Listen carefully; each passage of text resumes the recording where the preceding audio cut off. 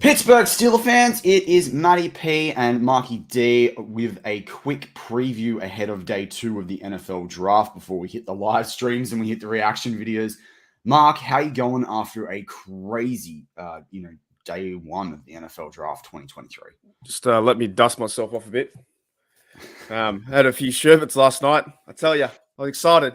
I'm really happy. I'll be honest, man. I don't know too much about Broderick Jones, but I liked his interview today. I liked everything he said. I liked how excited Omar Khan and the fellas were in the war room, like you had to say, right? I thought that was really cool seeing that they were loving it, right? It makes sense. You know, some people were upset about not getting Gonzalez. Sure, he would have been a great player too, but I think he's going to build character for this team, and bringing a bully like him to set the standard, I think is something we need to happen. Dead set. This needed to happen for the Steelers to get that smash mouth football back. He can play. You probably know more than I do. He can pass protect. He's going to be the guy to be left tackle for the future. He's a good run blocker. Gets his second level pancakes, guys. Yeah, he's top notch.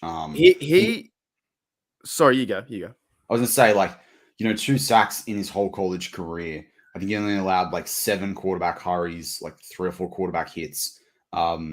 Just a terrific player. Not a guy that gets penalized a lot. I think he had 2 penalties last year in the whole year in 933 snaps. But that's terrific for what the Steelers have had currently at tackle. And I think you look at the interview he did, he's a class bloke. Pick number 77. I told you he'd be 77. Yep. Like that jersey.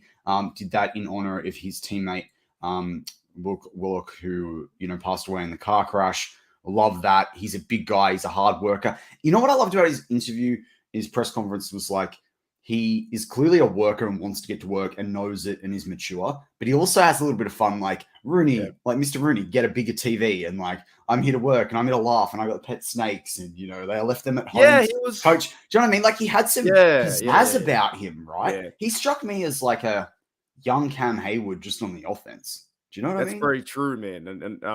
He was very cool, calm, and collected, and was confident in his speech. I think and that does translate to the field as well. You look at Kenny Pickett; he's confident in his speech too. So I think it was a great move getting him at 14. And look, we only moved up 3. We lost the 120, but today it could be trade back scenario for 32 and get the picks back. We just don't know yet. And everything that's been happening has been. Look, I'm completely biased, but even from the outside looking in, you go and get a left tackle like that. It's so good for the franchise and organization. Like you said, you let him go into the competition and say it's open competition, but you know who's going to win. He's going to win that job probably, right? And then see what happens. So great day yesterday, great draft, a lot of trades. Houston traded twice, back to back, right? And there's a chance now that the Steelers could trade back and get more picks, or I have absolutely no idea who they're going to choose. Yeah, I think they will trade back. We'll see. There's half an hour to go. I did there was a take from an NFL journalist that sort of said, well, if teams might not give the Steelers the world because they could always just trade for the 33rd pick, knowing the Steelers aren't picking for a quarterback. I do like the idea of trading back. The thing to note is if there's no trade by the time the draft starts, there still could be one because teams have, I think it's 7 minutes to pick players in the second round.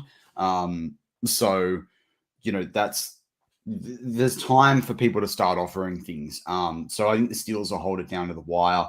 Look, everyone's talking about JPJ. I don't have a top 40 grade on him, as I said. So 32 wouldn't be, to me, I would be happier because we've got Broderick Jones at pick 14, right? But I still sit there and say the Steelers have no pick between 80 and 232, 234, whatever it is. I keep mixing it up. Right. You got to think that's very uncharacteristic for them. Now they could do a number of other moves to get picks in that period, in that number. But I still think right now the most valuable pick in the entire draft left on the board is the one the Steelers have. You got to leverage that. So yeah, I think the interesting thing for me is whether it'll be offense or defense on day 2. I mean, I would like to see a safety in the 3rd. I would like to see a linebacker in the 2nd. I'd like to see Steve Avila, but I'd also like to see a tight end. So that's 4 guys. They've only got 3 picks right now.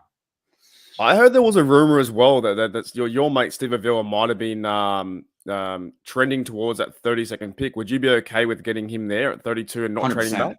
To me, he's the top interior offensive lineman in this draft, maybe bar Osiris Torrance, but Osiris Torrance needs a bit of time to work and to marinate, for want of a better term. So Steve Avila is the best plug-and-play guy right now, therefore go and grab him. If that happens, right, he plays center, right? Will he play guard, but he can play center, yes.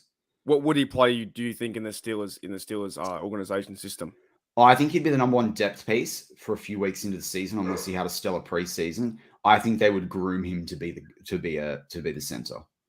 Okay, because imagine that, right? That would be completely changing this team in like 2 or 3 years on the offensive line. You know, maybe Mason Cole was a stopgap kind of play. He's got 1 year in his contract, right? I think.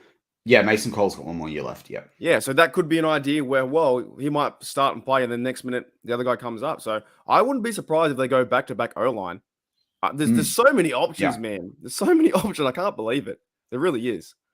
So, but what would you like as a fan if you were playing Omar Khan right now? What would you? The biggest dude possible. That's the thing. I would say Broderick Jones at 6'4". Like my dad's 6 foot, almost 6'5", like 1 centimeter shorter, right?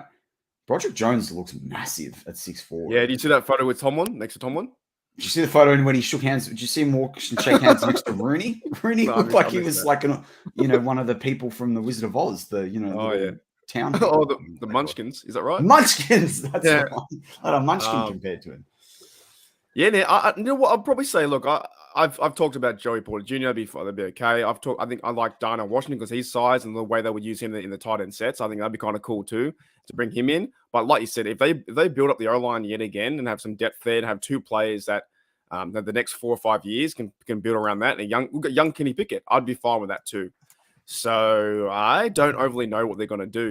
And then if they trade back to get picks and then they get the player who they want, then that's fine. Then the Steelers want to have a really good draft because they got their guy at left tackle. Can they build on that? Can they go and get someone else who can also plug in and play or compete for a job? I think that's what and the Steelers have had the whole night. Omar Khan and Mike Tomlin haven't been sleeping that much. You know, they've been trying to figure things out, you know, and see what happens. So Eric Askew asked me a really good question. Asks us a really good question. That actually is very much along the lines of the question I wanted to ask you, Mark, which was, I was going to talk about, Michael Mayer at 32 or Darnell Washington. But what the question I wanted to ask was, what everyone's high on Joey Porter Jr. at cornerback because the Steelers do have a level of need at cornerback. But what if cornerback's further down their draft board because they've got 3 guys that can start and it's a deep cornerback draft, right? These guys, you can't. These are the next 2, Michael Mayer and Darnell Washington, for example, or Steve Avila, who I mentioned as an interior offensive lineman. They're the top prospects at their position. Now, some might say Joey Porter is, but the drop-off between those 2 guys and Steve Avila and some of the other offensive linemen, there's drop-offs in the other positions that there isn't necessarily at cornerback. So if the Steelers don't trade 32, they're picking there, would you be cool with them picking someone that's not Joey Porter Jr.? Oh, 100%, man. I just think this Joey Porter Jr. narrative to me and not being really a college guy is basically linked to his name. Basically 2 things. It's linked to Porter, which is dad. His dad was fantastic playing for us, number 55. And we need a corner, right? We need corner depth, right? But like you said, we have Wallace, we have Peters, and we have some other blokes in there that have signed deals. Do we need to go and get that guy right now? It's not going to hurt us. It'd be cool to bring him in. But like they did yesterday, everyone thought we're taking Joey Porter at 17. And look what they did. They moved up to get Broderick Jones. Fantastic move. And now they're in a position to get him up 32 if they want to. Or they go and get someone else who can improve the O-line or improve the D-line. And then get a corner, like you said, not a draft guy. Could be another guy back at 8, pick 80 or whatever. And use that to get a corner. And if that guy's a good cornerback who can feed into the system, then it's a win-win-win. Wins all around. You don't have to go and get Joey Porter. It's not just Joey Porter. Wins. Yeah, but I think a lot of the insight is like, oh, you have to get Joey right now. You don't have to get him. You don't have to. We'll see what happens. But my question is, the odds were that he wasn't making it out of the top 17 or even top 20.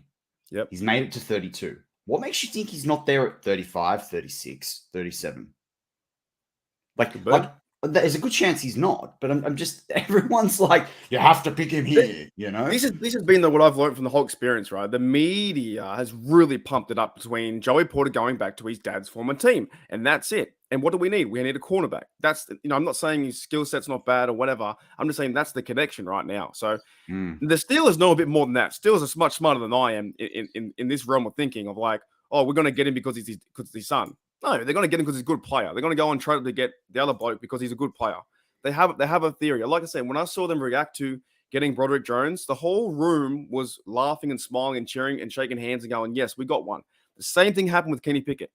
Same thing happened with Kenny Pickett. When Tomlin called Kenny Pickett, they're all fired up. So exactly. I just trust the organization right now. I feel like we are turning a new leaf, a new set of culture. Like I said, he does seem like a young Cameron Hayward, but on the offensive line. And they need that. And who do you have next to him? See Marlowe, another big fella who can run down the field too. That's it. Now, just before we finish up, I wanted to say that we have 29 prospects of the 36 that I had in the second round. So that's kind of interesting as well that we've got there. So Mark, you and I have talked about a couple of those names. You know, a funny thing, in the 4 hours sleep last night, I had a dream that in the fourth round, we drafted, I think his first name's Devin, but Arcane, the quick speed running back. I don't know if that's going to happen. I don't know why. I just dreamed. You had a draft. You had a draft about. You had a dream about that. Yeah, okay.